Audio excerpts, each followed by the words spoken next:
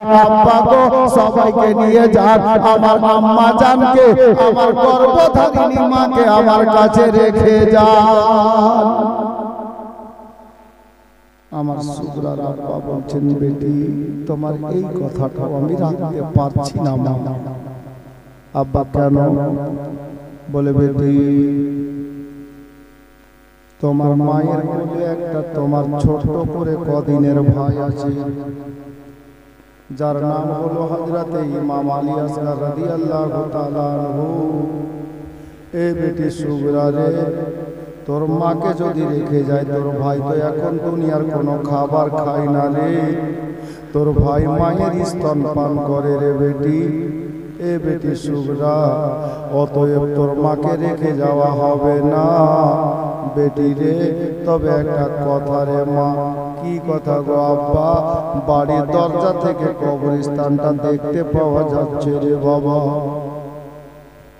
আমার হোসেন বলেন, বেটি রে, এ বেটি সুগরা, তোর মাকে তোরা কয়েকজন মা ভাই বোন মিলে মা বলে ডাকিস রে। বেটি সুগরা শোন রে, আমি তোর আব্বা তোর মাকে সাথে করে নিয়ে যাচ্ছি বেটি। আর ওই দেখ জান্নাতুল বাকি কবরস্থানে সারা জগতের মা, আমার গর্ভধারিণী জান্নাত রানী মা ফাতেমাকে তোমার নিকটে কবরস্থানে রেখে যাচ্ছি বেটি। সারা জগতের কোন মানুষ যখন ফাতেমা বলে, ফাতেমা বলার আগে মা শব্দটা লাগাই রে। আমার জান্নাত রানী মাকে আমি রেখে যাচ্ছি রে বেটি, আর মাকে রাখতে তুই বলিস না। আমার হুসাইনকে শেষে আমার সুগরা বললেন, আব্বা শেষ কথা একটা বলি। বল মা, বল কি বলবো? বলে, আব্বা আপনি সবাইকে নিয়ে যান, কাউকে আর রাখতে বলবো না, মাত্র কদিনের যে ভাইটা আছে না আমার আলী আসগর, আমার ভাইটাকে আমাকে দিয়ে যান আব্বা। কেন রে মা? ভাইটাকে কেন রাখতে বলছিস? তো কদিনের শিশু বাচ্চা, মাসুম বাচ্চা। সুগরা বলেন, আব্বা আমি এই জন্য বলছি আব্বা হুজুর, এ মদিনাতে আমি একা হয়ে যাব গো আব্বা। আমার মা থাকবে না, বাবা থাকবে না, বোন থাকবে না, দাদা থাকবে না, চাচি আম্মা, ফুফু আম্মা, কেউ থাকবে না আব্বা। আপনারা সবাই চলে যাবেন আব্বা। আপনারা যতদিন না আসবেন, আমি আমার ওই ছোট্ট ভাইটাকে কোলে পেটে করে নিজের সময়টা কাটাবো, ভাই বোনে মদিনায় থেকে যাব। আমার হুসেন বলছেন, এ বেটি রে, তোর ভাইকে রেখে যাওয়া হবে না রে মা। কেন গো আব্বা? বলে, তোর ভাই যে তো দুনিয়ার কোনো খাবার খায় না রে, মায়ের স্তন পান করে, যদি রেখে যায় তুই কি খাওয়াবি বেটি? তবে বেটি সুগরা শোন রে, আমি তোর আব্বা তোর ছোট ভাইকে আমার সাথে নিয়ে যাচ্ছি রে, আর আমার ছোট ভাই ইমাম মহসিনকে জান্নাতুল বাকি কবরস্থানে রেখে যাচ্ছি বেটি। আমি তোর বাবা তোর ছোট ভাইকে নিয়ে গেলাম, আমার ছোট ভাইকে তোর কাছে মদিনাতে রেখে গেলাম মা, আর ভাইকে রাখতে বলিস না বেটি। এই কথা বলে হযরতে সুগরাকে সান্ত্বনা দিলেন বাবা। তবে সাথে সাথে হুসাইন বলেছিলেন, এ বেটি সুগরা এখন থাকো, আমরা মক্কাতে যাওয়ার পরে 2-1 সপ্তাহ যাওয়ার পরে আমরা দেখব, আজ আমি চিন্তা ভাবনা করে দেখব, তোমার দাদা আলী আকবরকে ঘোড়া নিয়ে পাঠিয়ে দেব মদিনাতে। তোমার জ্বরটা যখন কমে যাবে, তোমার দাদার সঙ্গে ঘোড়ায় বসে তুমি মদিনা থেকে মক্কায় চলে আসবে আমাদের নিকটে। এখন যেতে চাহিও না মা, তুমি মদিনায় থেকে যাও বেটি। এই বলে সান্ত্বনা দিলেন বাবা। অবশেষে আমার হুসাইন ইবনে আলীকে সুগরা বললেন, আব্বা গো, আমাকে কার কাছে রেখে যাচ্ছেন আব্বা? আমি যে একা হয়ে গেলাম গো, কারে মা বলে ডাকবো? আমার মাথায় কে হাত বোলাবে? আমাকে পানিকে পান করাবে, আমার কার সাহারাতে থাকবো? এক কথায় বলি, আমার হোসেন বললেন আল্লাহর ওয়াস্তে রেখে যাচ্ছি, তবুও বাবা কিতাবে লেখা আছে আমার হুসাইন ইবনে আলী ওই ভোরের বেলাতে বাবা, আমি প্রথম রাতে বলেছিলাম আমার ইমাম হুসাইনের একটা নানি আমার নবীজার হাতে মাটি দিয়েছিলেন বাবা, যিনার নাম উম্মে সালমা রাদিয়াল্লাহু তাআলা আনহা, উনি বেঁচে ছিলেন মদিনাতে। আমার বিশ্ব নবীর নাতি হুসাইন ইবনে আলী রাদিয়াল্লাহু তাআলা আনহু নিজের নানি জানকে ভোরবেলায় বাড়িতে ডেকে আনলেন বাবা, আর বললেন নানি গো, আমার বেটি সুগরা থাকলো, আপনার হাতে সঁপে দিলাম, আপনি এর দেখাশোনা করবেন নানি যান, আপনার আঁচলের ছায়ায় ঢেকে রাখিয়েন নানি গো, আমি চলে গেলাম, যদি বেঁচে থাকি দেখা হবে, আর নইলে হাসরের মাঠে দেখা হবে। এই বলে হুসাইন বাড়ি ছাড়ছেন বাবা, পরিবার বর্গকে নিয়েছেন। 6 মাসে আপনার কি বলে 2-4 দিনের বাচ্চাও আছে, 7 বছরের বাচ্চাও আছে, 8 বছরের বাচ্চাও আছে, 6 বছরের ছেলে আছে, 19 বছরের জওয়ান আছে, আপনার কি বলে 22 বছরের জওয়ান আছে, 14 বছরের ছেলে আছে। এই ধরনের ছেলেদেরকে নিয়ে নিজের আহলে আয়ালকে সাথে করে নিয়ে বাবা মদিনা থেকে নিজের বাড়ি থেকে কাফেলা বেরিয়ে গেল।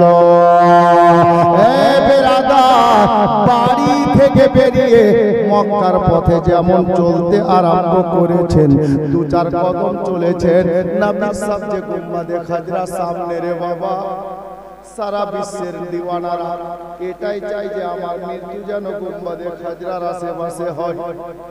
আল্লাহ আল্লাহ, আমার হোসেন দাঁড়িয়ে গেছে কাফেলা নিয়ে গুম্বাদে খাজরার দিকে, আমার হুসাইনের নজর চোখ দিয়ে ঝরঝর করে মতির ঝর্ণার মতো, মতির দানার মতো, ঝর্ণার পানির মতো বাবা অশ্রু মোবারক বেরোচ্ছে গো।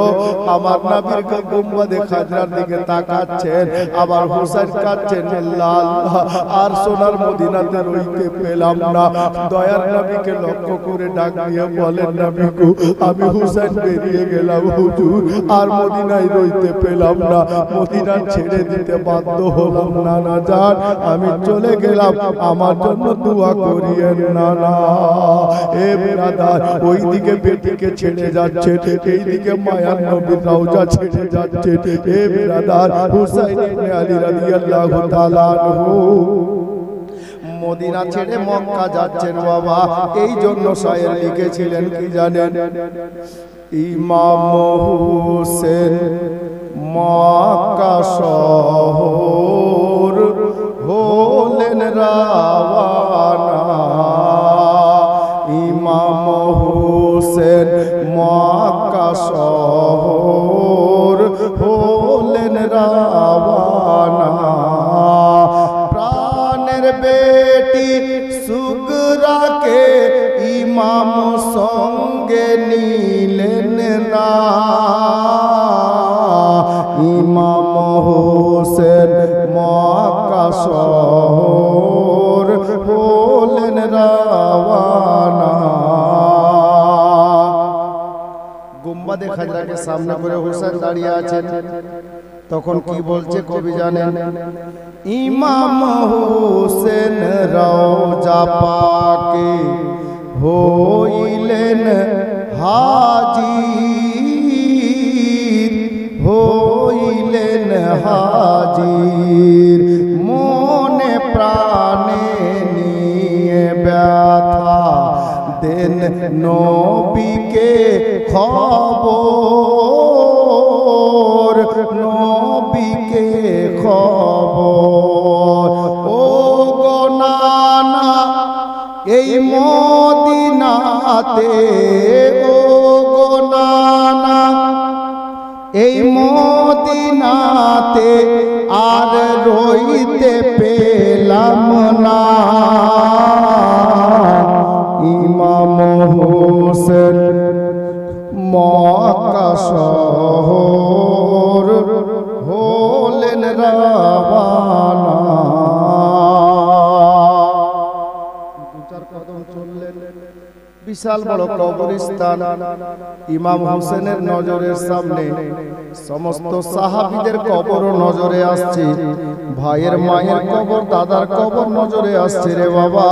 আমার হুসাইন দু চার কদম করে চলছেন আর ফিরে ফিরে নবীর গুম্বাদে খাজরা দেখছেন এবং জান্নাতুল বাকি কবরস্থানের কবরগুলোর দিকে তাকিয়ে তাকিয়ে দেখছেন।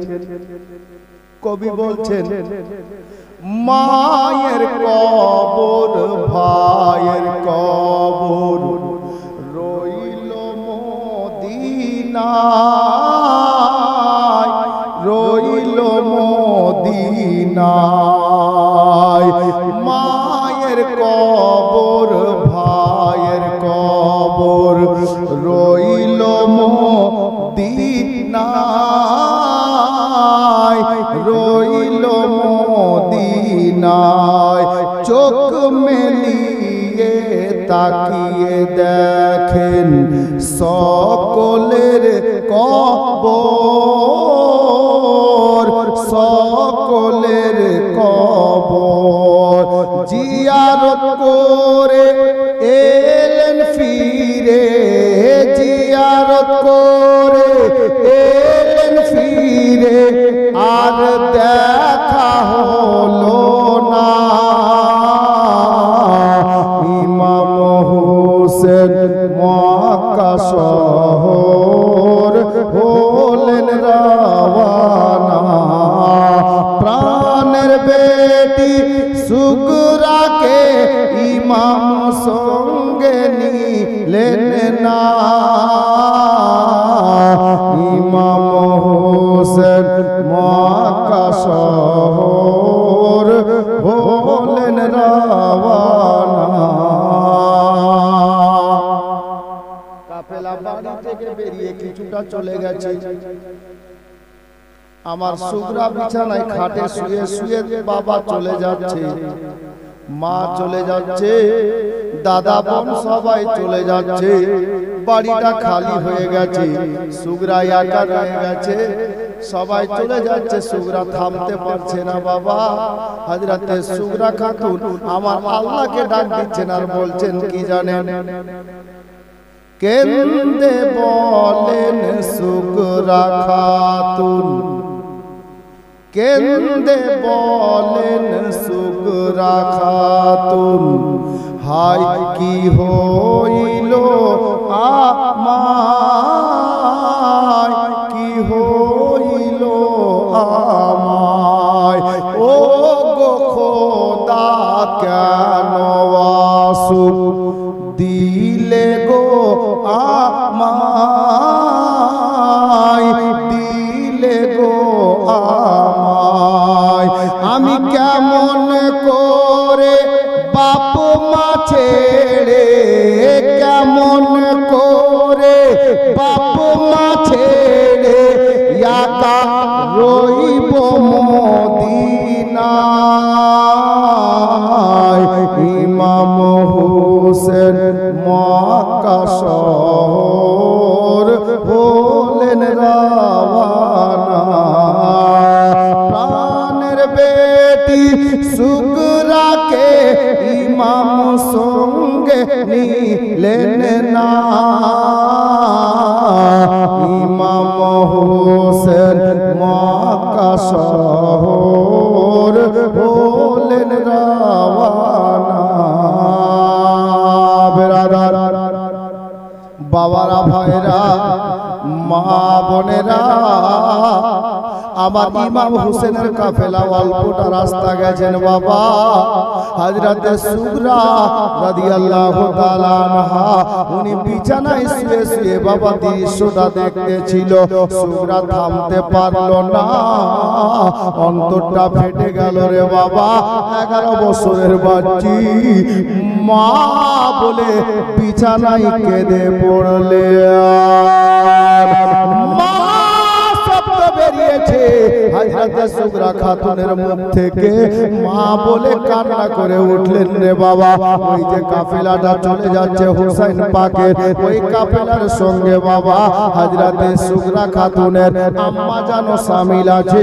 আমার হুসাইন সবার আগে আছে, পিছন পিছন আব্বা সালাম বারদার আছে, হযরতে জাইনাব আছে, হযরতে উম্মে রবাব আছে, হযরতে ইমামে মুসলিম আছে। হে বিরাদার, হযরতে আপনার আউন মোহাম্মদ মোহাম্মদ আছে, হযরতে ইমামে কাসিম আছে, জাইনুল আবেদিন আছেন, হযরতে ইমাম আলী আকবর আছেন, আরো অনেকে আছেন রে বাবা। সাথে সাথে আমার সুগরা খাতুনের মাই হযরতে শাহরবানু রাদিয়াল্লাহু তাআলা আনহা, উনিও নিজের কচি বাচ্চাকে কোলে করে হাঁটতেছে, সবার চোখে পানি আছে।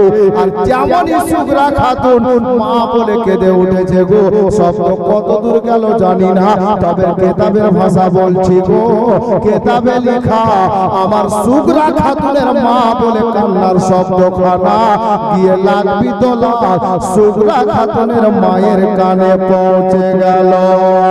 বাবারা, এমন কোন মা পৃথিবীতে আছে গো? জওয়ান ভাইরা সিনায় হাত রেখে দেখো তো, তুমি বিয়ের পরে মাকে খেতে দাও না, মা শাক ভাত খাই, তুমি মাংস ভাত খাও, কিন্তু তোমাকে জ্বর হলে পাড়ার মানুষ কাঁদে পড়ে, তোমার মা আল্লাহর কাছে দোয়া করে, আল্লাহ ছেলেকে ভালো করো। যে বাবা পায়ের আপনার শরীরের ঘামকে পায়ে ফেলে দিয়ে রক্তকে মাটি করে আপনার জন্য কত পরিশ্রম করে লিখিয়ে পড়িয়ে মানুষ করেছেন, এখন চাকরি হয়ে গেল, দারিয়াপুর ছেড়ে মাস্টার পাড়া মানে বাপ ছাড়া পাড়ায় থাকছেন নাকি? সবাই না, কিছু লোক এই ধরনের আছে রে বাবা। ওই মাস্টার পাড়ার রকম জায়গাতে কি হয় জানে, গোটা ফ্লাইট নিয়েছে, বুড়ি মাটা আছে আপনার দিয়াড়ি টাটির বাড়িতে, বুড়িমা 3 দিনের জন্য আসবে, তো ম্যাডাম বলছে জায়গা নাই, আর 8 দিন শ্বশুর শালা শালি এসে থাকে, কোনো কথা নাই। যেই বাবা যেই মা আপনাকে খেয়ে না খাইয়ে লিখিয়ে পড়িয়েছেন, ওনার জন্য জায়গা হলো না, আর চাকরি করছো মাস্টার পাড়ায় থাকছো, আর বলছে এটা মাস্টার পাড়া। আমি বলি ওটা বাপ ছাড়া পাড়া। অনেক মাস্টার আছে মা বাবাকে ছাড়া খাওয়ার খাই না, অনেক ভালো লোক আছে, মাস্টার হলে কি হবে বেরাদার? তবে বাবারা ভাইরা বোঝাতে গিয়ে কথাটা বেরিয়ে গেল, শুনেন। আমার সুগরা খাতুনের মা যেমনই বাবা মা কান্না শব্দখানা সুগরার আম্মার কানে এসেছে, হযরতে শাহরবানু উনি বাবা আর আগে বাড়তে পারছেন না, কাফেলার আগে আছে ড্রাইভার মানে ইমাম হুসাইন সর্দার আগে আছে, শাহরবানু পিছন থেকে স্বামীকে ডাকে দিতে পারছেন না, কারণ বেয়াদবি হয়ে যেতে পারে। আর আমাদের মধ্যে কিছু মা বোন আছে, দরকার পড়লে স্বামীর সিনাই চড়া আজান দিবে নাকি, আছে কিছু। খালা সতর্ক হন, শিক্ষা নেন। হযরতে শাহরবানু পিছন থেকে স্বামীকে ডাক দিচ্ছেন না, যদি বেয়াদবি হয়ে যায় দুনিয়া বরবাদ আখিরাত বরবাদ। কারণ স্বামীর সঙ্গে যে স্ত্রী বেয়াদবি করে, আমার নবী ওকে ভালোবাসে না, আল্লাহর প্রতি রাজি হবে না। মা বোনেরা, শাহরবানু কি করলেন বাবা? স্বামীকে ডাক দিলেন না, কি করছেন জানেন? কোলে বাচ্চাটা নিয়ে 2-4 কদম তাড়াতাড়ি হাঁটলেন, মানে জোরে হাঁটলেন, আর সাইড দিয়ে গিয়ে আমার ইমাম হুসেনের সামনে দাঁড়িয়ে বলছেন, হুজুর একটু দাঁড়ান, হুজুর একটু দাঁড়ান। আমার হুসেন বলছেন, হারে আলী আসগরের মা, এ সবে মাত্র কম মিনিট হলো বাড়ি থেকে রাস্তা ছাড়লাম, আর 4 থেকে 450 কিলোমিটার রাস্তা যেতে হবে পায়ে হেঁটে, এত লম্বা রাস্তা, আর বেরোতে না বেরোতে তোর কাজ শুরু হয়ে গেল, হুজুর দাঁড়ান, কি দরকার পড়ে গেল? কিছু ভুলে গেলি বাড়িতে? বলে না, কি লাগবে? দাঁড়াতে বলছেন, ঠিক আছে দাঁড়িয়ে গেলাম, কি লাগবে? স্বামী দাঁড়িয়ে গেছেন, স্ত্রী বলছেন যে কি লাগবে বলো দেখি, তুমি খাবার নেবে? বলে হুজুর না। কি লাগবে? টাকা পয়সা, নতুন শাড়ি? বলে না, কিচ্ছু লাগবে না হুজুর, আমি যেমন তেমন লোকের বেটি না, যেমন তেমন লোকের বেটি না, আমি হলাম একজন বাদশার বেটি। হযরতে শাহরবানু আব্বা ইরান দেশের বাদশা। জি ইরান দেশের বাদশার বেটি আমি, আমার বাবার কোনো কিছুর কম নাই। তবে হুজুর আপনার সঙ্গে বিয়ে হয়েছে, এটা আমার কিসমত, এটা আমার ভাগ্য। আপনার সঙ্গে বিয়ে হওয়ার পর বাড়িতে কোন দিন খাবার হয়েছে কোন দিন হয়নি আমি কিছুই বলিনি। আমার নতুন শাড়ি দরকার আমি বলিনি। আজকে এটা পয়সার দরকার আপনাকে জানতে দিইনি। কখন খেয়েছি কখন পানি পান করে সময় পার করেছি জানতে দিইনি। একটাই কারণ যে আমি বাদশার বেটি হতে পারি। আমি ওই কথা ভুলে গেছি একটাই কারণে, যে আমি যেই লোকটার বিবি হতে পেরেছি আমার স্বামী হলো জান্নাতি নওজওয়ানদের বাদশা। আমার বাবা দেশের বাদশা, কিন্তু আমার স্বামী হলো জান্নাতি নওজওয়ানদের বাদশা। আমি ওই কথা ভুলে গেছি, আমার মা আমার বাবার কথাগুলো ভুলে গেছি। তার কারণ হলো এটা, আমার বাবা ইরান দেশের শের হতে পারে, তবে আমার শ্বশুর বাবা শ্বশুর আব্বা হলো আল্লাহর শের, শেরে খোদা। আমার বাবা আমার মা ইরান দেশের বাদশার রানী হতে পারে, তবে আমার শাশুড়ি আম্মা হলেন জান্নাতি রমণীদের রানী, জান্নাত রানী।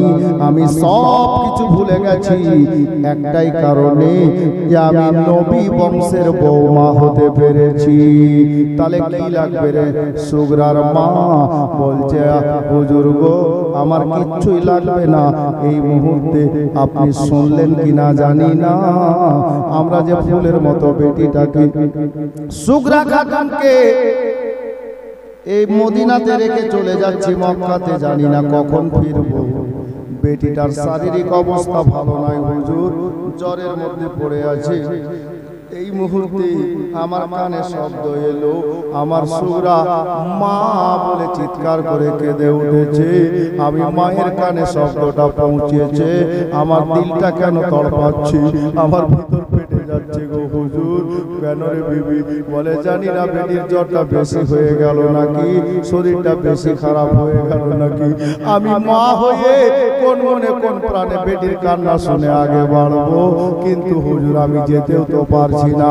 আপনি আমার মাথার তাজ, আপনার অর্ডার না পেলে আমার যাওয়া হবে না। হুজুর গো আমি আপনার কাছে একটু সময় চাইছি, যদি একটু সময় দেন আমি একবারের জন্য আমার বেটিটাকে ফিরে আবার দেখতে যেতাম। আদব শিখেন মা খালা বোনেরা, স্বামীর সঙ্গে কেমন কথা বলা দরকার বা উচিত। বিবিরে যখন এই কথা আছে, আমিও তো কোনো মায়ের বেটা রে, মায়ের দিল কত নরম আমি হুসাইন জানি রে। হুজুর কিভাবে জানলেন? বলে বিবিরে আমার বাবা গরিব মানুষ, নতুন জামা কিনতে পেরেছিলেন না ঈদের দিন। আমি ঈদের রাতে, সকালে ঈদ হবে রাতের বেলা, মাকে বলেছিলাম মা জননী আমাদেরকে সান্ত্বনা দিয়ে রাতে বাড়িতে যা খাবার ছিল খাইয়েছিলেন। বিছানায় ঘুম পাড়িয়ে দিয়ে আমার জননী সারা রাত মদিনার মেয়েরা বিছানাতে ঘুমিয়েছিল রে, কিন্তু আমাদের মা আমাদের দুই ভাইয়ের জন্য সারা রাত মুসাল্লায় বসে আল্লাহর কাছে কেঁদে কেঁদে আল্লাহকে রাজি করিয়ে জান্নাত থেকে জামা মানিয়েছিলেন। বিবি আমিও মায়ের বেটা রে, আর তুমিও হলে একজন মা রে। আমি জানি মায়ের দয়া কেমন হয়। যাও বিবি যাও, আমি অর্ডার দিলাম রে, যাও গিয়ে তুমি সুগরাকে একবার দেখে এসো। বেটি তো আমারও রে, আমার ভিতরটা কাটছে রে সুগরার মা, কিন্তু বাধ্য হয়েছে মদিনা ছাড়তে রে। যাও বেটিকে দেখে এসো বিবি যাও। কাফেলা দাঁড়িয়ে গেছে রে বাবা, আমার ইমাম হোসেন রাদিয়াল্লাহু তাআলা আনহু দাঁড়িয়ে গেছে। সুগরার মা যেমন ফিরে বাড়ির দিকে যেতে আরম্ভ করেছেন, দু চার কদম গেছেন, হযরতে ইমাম হোসেন বলছে বিবি সুগরার মা দাঁড়িয়ে যা। আমাদের বিবি হলে শুনতো না, চলে যেত। ওটা হুসাইনের বিবি রে বাবা। জি দাঁড়িয়ে গেলেন। যেমনই দাঁড়িয়েছেন, সুগরা খাতুনের মা মনে মনে ভাবছে খোদা গো আর হয়তো যাওয়া হলো না, কারণ যা যেতে বলার পরে আবার দাঁড় করিয়ে দিলেন, তার মানে কোনো কারণ আছে, আর হয়তো যাওয়া হলো না। আমার সুগরা খাতুনের মাকে ইমাম হোসেন যেমনই দাঁড় করিয়েছেন, উনি বলছেন হুজুর কি হলো, আর কি যাব না? বলেন আরে বিবি না, মানুষের কাছে যদি একটা ব্যাগ থাকে তাড়াতাড়ি হাঁটতে পারে না, একটা বস্তা নিয়ে মাথায় তাড়াতাড়ি চলা যায় না। একটা লোকের হাতে যদি একটা ব্যাগ দেন 5 কিলো ওজনের, আর একটা লোককে খালি হাঁটতে বলেন, দেখবেন ব্যাগওয়ালা পিছিয়ে যাবে, খালি লোকটা এগিয়ে যাবে। আমি উদাহরণ দিলাম এটা। আমার হোসেন বললেন, বিবি রে তোমার কোলে একটা বাচ্চা আছে, বাচ্চাকে নিয়ে যেও না, কারণ বাচ্চা কোলে করে তাড়াতাড়ি হাঁটা যাবে না। বাচ্চাটাকে আমি হুসাইনকে দিয়ে দাও রে, বেটাকে আমাকে দাও, তুমি খালি হাতে ঝটপট করে যাও, আর ঝটপট করে বেটিকে দেখে আবার ফিরে এসো, বহু লম্বা সফর আছে রে বিবি। বেটাকে দিলে হুসাইনের দিকে চলতে লাগলো। চলতে চলতে যেমন গিয়ে বাড়ির দরজায় উঠেছেন, সুগরা খাতুন খুব খুশি। আম্মা আপনি আসলেন? হ্যাঁ বেটি আসলাম। আচ্ছা মাকে যারা ভালোবাসে ভাই শোনো ভাই, মায়ের পাওয়ার, মায়ের মর্যাদা। সুগরা খাতুনের মা গেলেন, সুগরা শরীরে অনেক জ্বর ছিল, থরথর করে কাঁপছিলেন, উঠে বসতে পারছিলেন না, এত জ্বর। হযরতে সুগরা খাতুনের মা গেলেন, বেটির কাছে বসলেন, আর যেমনই বেটির চেহারাতে হাত ফিরিয়েছেন, মা তুমি কেন কাঁদছিলে?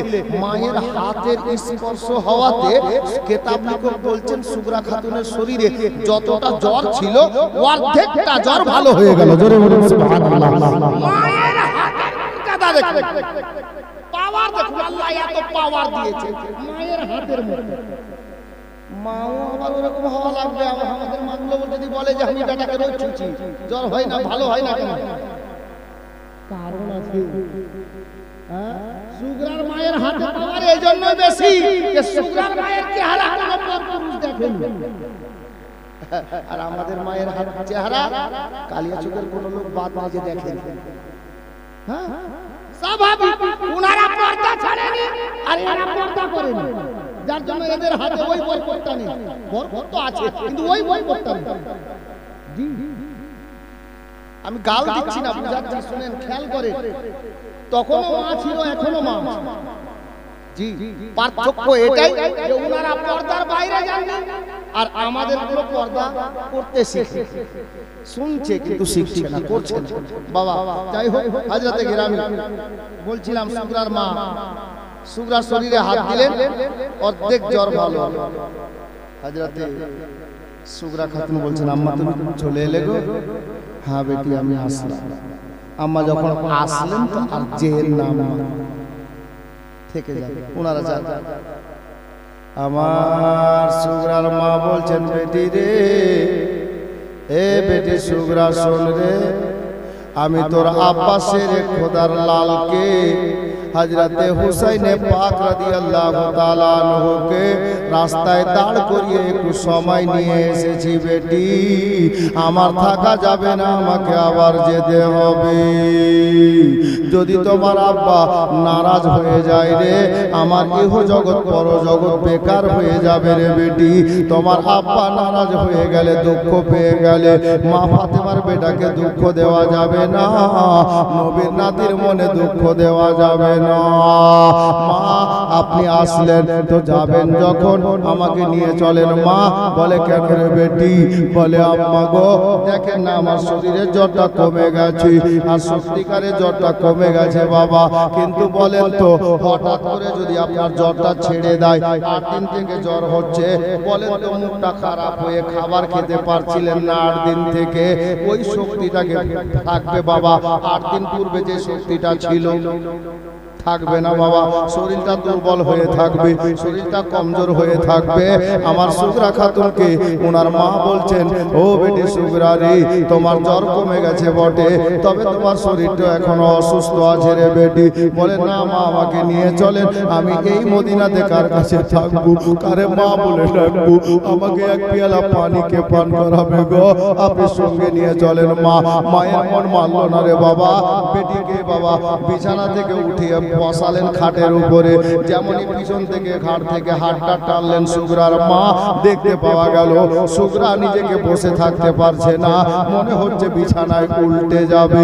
হে বেরাদার, আমার সুগরা খাতুনের মা আবার পিছনে হাত দিয়ে বেটিকে বিছানায় রেখে দিলেন আর বললেন, বেটি রে, ও বেটি সুগরা, কাঁদিস না রে মা, আর তোর আব্বা হযরতে হুসাইনে পাক রাদিয়াল্লাহু তাআলা আনহু উনি যে বলে গেছেন রে বেটি, যে মদিনা থেকে মক্কায় যাওয়ার পরে 2-1 সপ্তাহ পরে তোমার দাদা আলী আকবরকে পাঠিয়ে দেবে ঘোড়া নিয়ে। তুমি দাদার সঙ্গে জ্বরটা কমে গেলে তুমি আবার চলে আসবে মক্কাতে আমাদের নিকটে। এখন আর থাকতে বলিস না রে মা, আর তুই থেকে যা বেটি, আমি এবার যাই রে, তোমার আব্বা কষ্ট পাবে রে বেটি। হে বিরাদার, বেটিকে শুইয়ে দিলেন বাবা ওই আপনার কি বলে খাটের উপরে, হাত বুলিয়ে কপালে চুমা দিয়ে আমার ইমাম হোসেনের অর্ধাঙ্গিনী, জীবন সঙ্গিনী হযরতে সুগরার জননী এবার চলতে চলতে ইমাম হুসাইনের সঙ্গে বাবা শামিল হয়ে গেলেন। ও বাবারা, ভাইরা, সোনার মদিনাকে আলবেদা জানিয়ে আমার হুসাইন ইবনে আলী রাদিয়াল্লাহু তাআলা আনহু ওই টুটা ফুটা কাফেলা নিয়ে আল্লাহু আকবার কবিরা মদিনা ছেড়ে চিরতরে চলে গেলেন মক্কার দিকে। বাবারা, ভাইরা, মা বোনেরা গো, ইমাম হোসেনকে মদিনা থেকে মক্কা যেতে দেন। একটু তারিখটা শুনে নেন বাবা। আমার হুসাইন ইবনে আলী রাদিয়াল্লাহু তাআলা আনহু মদিনা ছাড়লেন কত তারিখে, কত হিজরিতে, কোন মাসে? আমি গত পরশুদিন প্রথম রাতে বলেছিলাম আমার হোসেনের জন্ম কোন মাসে, বলেন তো কোন মাসে বলেছিলাম? মনে নাই? মনে নাই? এই যে আমরা কেমন শুনছি ভাই, তাহলে বলেন কষ্ট করে বসে থেকে লাভ হলো? আমার হুসাইন ইবনে আলী রাদিয়াল্লাহু তাআলা আনহু রোজার আগের মাসটাতে জন্ম নিয়েছিলেন, ওটাকে বলে শাবান মাস। জি, এরকম করে বুঝিয়েছিলাম যে হালুয়া রুটি করার মাস। জি, যে মাসে হালুয়া রুটি আমরা শাবান মাসের 5 তারিখে আর 4 হিজরিতে আমার হুসাইন ইবনে আলী সোনার মদিনাতে ওনার জন্ম হয়েছে। 4 হিজরি 5 তারিখ শাবান মাস। এখন মদিনা ছাড়ছেন কত তারিখে জানেন? যেই মাসে ওনার জন্ম ওই মাসেই মদিনা ছাড়ছেন, যেটা শাবান মাস। শাবান মাসের 4 তারিখে, 1 তারিখ কমে গেল জন্ম তারিখ থেকে, 4 তারিখে 60 হিজরিতে আমার হুসাইন ইবনে আলী রাদিয়াল্লাহু তাআলা আনহু এই সোনার মদিনা থেকে বিদায় নিলেন, সোনার মদিনা থেকে মক্কা চলে গেলেন। সফর জারি আছে। আমার হুসাইন ইবনে আলী যে মদিনা ছেড়ে দিলেন, সকাল হতে না হতে মদিনাতে এলান হয়ে গেল কি জানেন? নবীর নাতি হুসাইন রাদিয়াল্লাহু তাআলা আনহু ইয়াজিদের হাতে হাত দিবেন না বলে, ইয়াজিদকে ইমাম মানবেন না বলে সোনার মদিনা ছেড়ে মক্কা চলে গেছে। এলান হয়ে গেল। হুসাইন ইবনে আলী রাদিয়াল্লাহু, আরে তুই বাড়ি যাবি কে রে?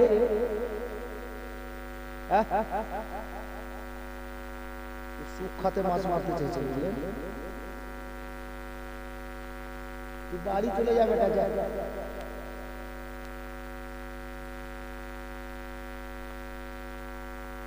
হযরতে হুসাইন ইবনে আলী রাদিয়াল্লাহু তাআলা এই 4-450 কিলোমিটার পথ অতিক্রম করে মক্কাতে পৌঁছালেন। একটু আগে শুনলেন এখানে একটা সুন্দর পয়েন্ট, সুন্দর পয়েন্ট। সেটা কি জানেন? মদিনাতে মায়ের কবর জিয়ারত করেছেন, ভাইয়ের কবর, বড় দাদার কবর, বোনের কবর, নানির কবর, নবীর দিওয়ানা দিওয়ানিদের কবর জান্নাতুল বাকি কবরস্থানে। আচ্ছা বলেন তো, কোরআন নাজিল হয়েছে মক্কাতে আর মদিনাতে, যে একটা ভলান্টিয়ার যাও, ওই বাচ্চাদেরকে বলো যে তোরা বাড়ি যাবা,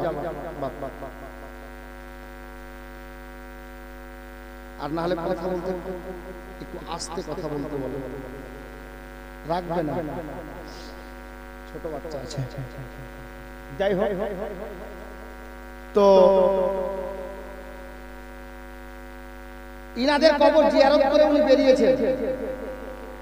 তাহলে যাদের বাড়িতে কোরআন নাজিল হয়েছে, যাদের বাড়িতে জিবরিল এসেছে, যাদের বাড়িতে শরীয়তের মশলা তৈরি হয়েছে, কোনটা হালাল কোনটা হারাম তৈরি হয়েছে, কবর জিয়ারত করা যদি নিষিদ্ধ হতো, শিরিক হতো, বিদআত হতো, গুনাহ হতো, তো নবীর নাতি হুসাইন খালি নবীর জিয়ারত কবর জিয়ারত করেই, মায়ের কবর জিয়ারত করলেন, সাহাবীদের কবর জিয়ারত করলেন, নানীদের কবর জিয়ারত করলেন, ভাইয়ের কবর, বোনের কবর, নানীর কবর সব জিয়ারত করলেন। তাহলে বোঝা গেল কি, নানার হোক আর নানির হোক, দাদার হোক আর দাদির হোক, ভাইয়ের হোক আর বোনের হোক, এবং নবীর কোন দিওয়ানির হোক, কবর জিয়ারত করা শিরক ও বিদআত নয়, বরঞ্চ কবর জিয়ারত করা নবীর নাতি হুসাইনের সুন্নাত। জোরে বলুন সুবহানাল্লাহ। কবর জিয়ারত করা নবীর নাতি হুসাইনের সুন্নাত। জি, হুসাইন কবর জিয়ারত করে বেরিয়ে গেলেন মক্কা। আর মক্কা শরীফে গিয়ে ব্যাডিং পত্র রেখে দিয়ে, যখন পৌঁছে গেলেন ব্যাডিং পত্র রেখে দিয়ে উনি সর্বপ্রথমে যাচ্ছেন একটা কবরস্থানে। হাজী সাহেব যারা আছেন দেখে এসেছেন, জিয়ারত করে এসেছেন। ওই কবরস্থানটার নাম হলো জান্নাতুল মাআলা। ওই জান্নাতুল মাআলা কবরস্থান হারাম শরীফ থেকে খুব বেশি হলে গেলে 100 কিলোমিটার হবে, পায়ে হেঁটে 100 কিলোমিটার, অল্প রাস্তা। তো ওই কবরস্থান গেলে হাঁটতে হাঁটতে, রাস্তা কোনটা চিহ্নর জন্য আপনাদেরকে বলে দিচ্ছি, কেউ কখনো যাবে উমরা হজে বা হজে, সুবিধা হবে আপনার। নবী পাকের জন্মস্থানটা থাকবে আপনার ডান হাতে, আর কাবা ঘর বাম হাতে থাকবে। সহজ কথা, নবী পাকের জন্মস্থান যেটা, ওটা বর্তমানে লাইব্রেরি করা আছে।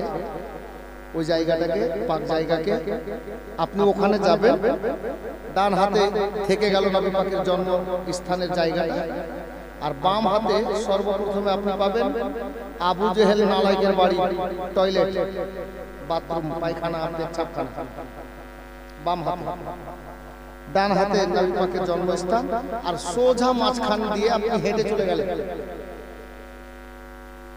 মোটামুটি 4 মিনিট হাঁটার পরে দেখবেন একটা ওভার ব্যারিজের নিচে দিয়ে সোজা বেরিয়ে, ডানে বামে না, সোজাই চলে গেলেন। মোটামুটি 2-3 মিনিট আর যাওয়ার পরে একটা ত্রিমোহনী রাস্তা আছে, 3 দিকে রোডটা আছে, ওখানে দেখবেন বিশাল গ্রিল দিয়ে ঘিরা আছে জান্নাতুল মাআলা কবরস্থান। ওই 100 কিলোমিটার টোটাল রাস্তা হবে এখান থেকে। তো হারাম শরীফ থেকে, এখান থেকে বলতে এই দাঁড়িয়াপুর থেকে আবার ভাবেন না, ধারণাওয়ালা অনেক আছে ভাই, বুঝলেন, এই জন্য বললাম। তো যাই হোক, তো বলছিলাম যে ওই কবরস্থানে গেলেন, কেন গেলেন?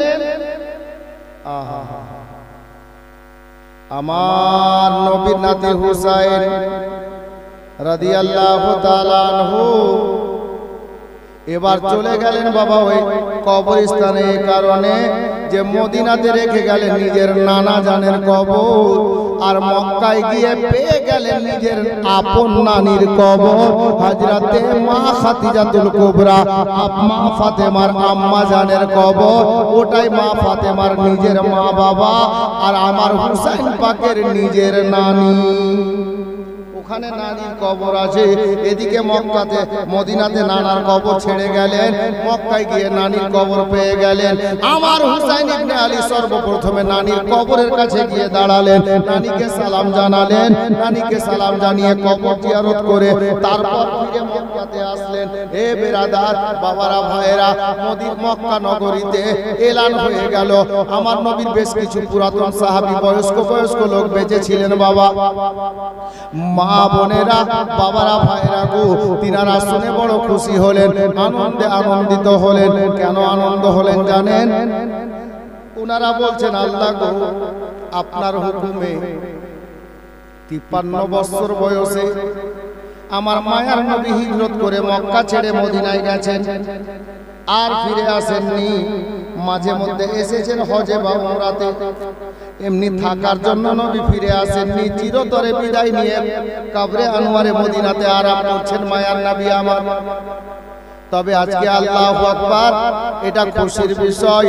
নবীকে আমরা তো আর দ্বিতীয়বার পাইনি গো, কিন্তু আজকে আমাদের কিসমতের ব্যাপার। আমার ওই নবীর প্রিয় নাতি হুসাইনকে পেয়ে গেলাম, যে হুসাইন মক্কায় থাকবে আর যাবেন না।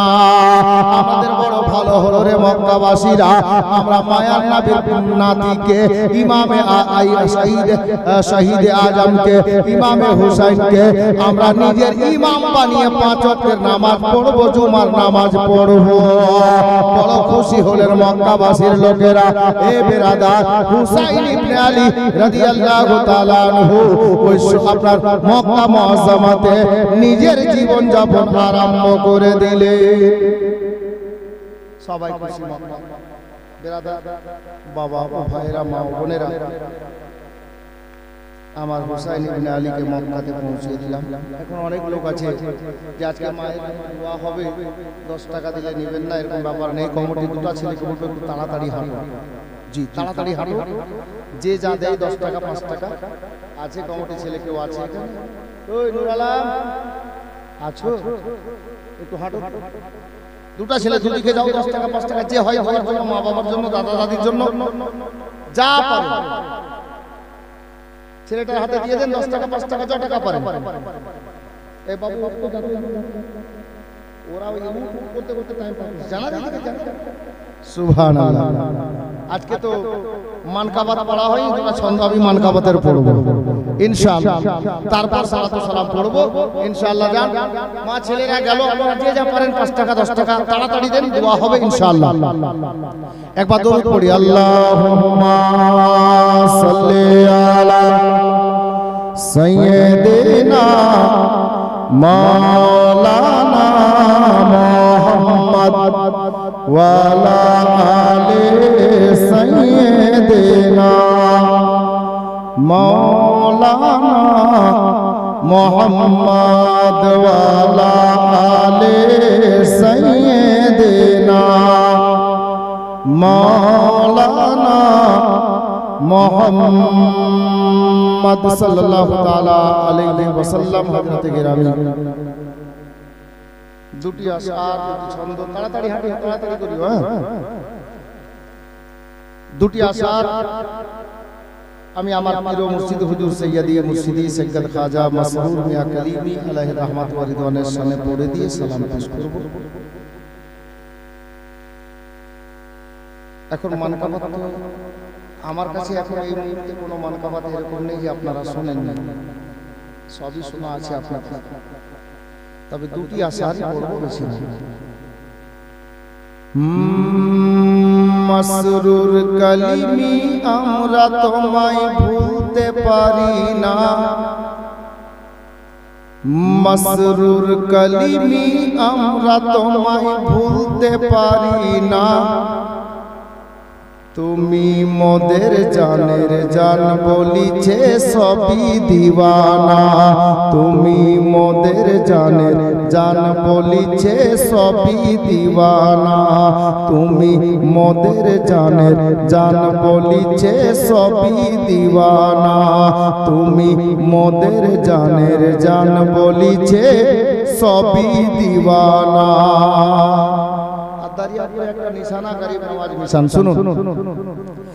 তুমি এলে এই বাঙ্গালেতে,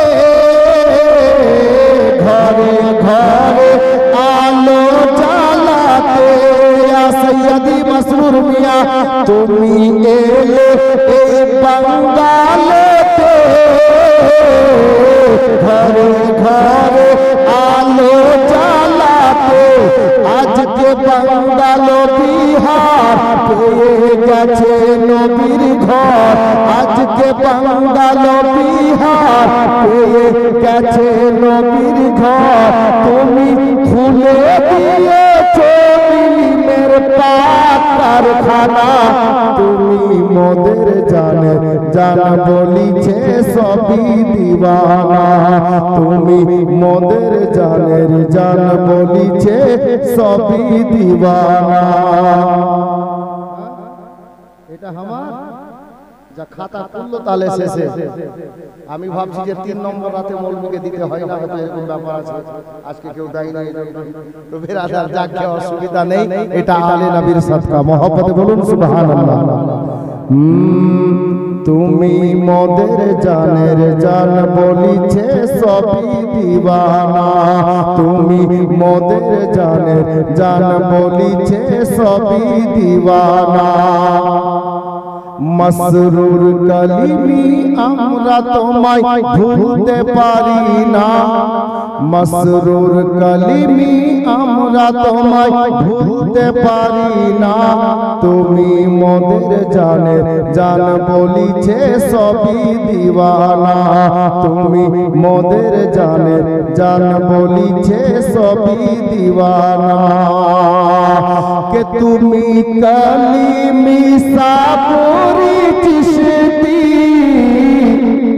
ইয়া সৈয়দি মাসউদ পিয়া তুমি কলিমি সাবুরি চিশতি তাই তো দিওয়ানা করেছে মাসউদি তাই তো দিওয়ানা করেছে মাসউদি মসরুর মিয়া আব্বা জান দুলহা মিয়ার তুমি শান মসরুর মিয়া আব্বা জান দুলহা মিয়ার তুমি শান চাঁদের মতো চেহারা সৈয়দ মাসউদ নাম খানা তুমি মোদের জানে জান বলিছে সবই দিওয়ানা তুমি মোদের জানে জান বলিছে সবই দিওয়ানা মসরুর কলিমি আমরা তোমায় ভুলতে পারি না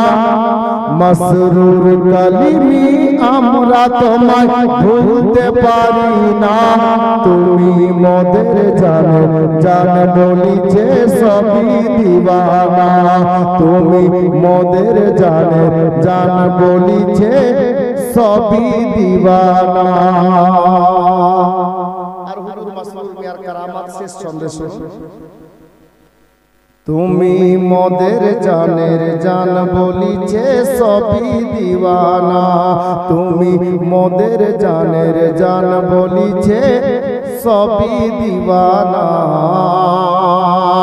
আরে যারা দেখেছে মাসরুরের চেহারা শেষ ছন্দ বলছি ভাই যারা দেখেছে মাসরুরের চেহারা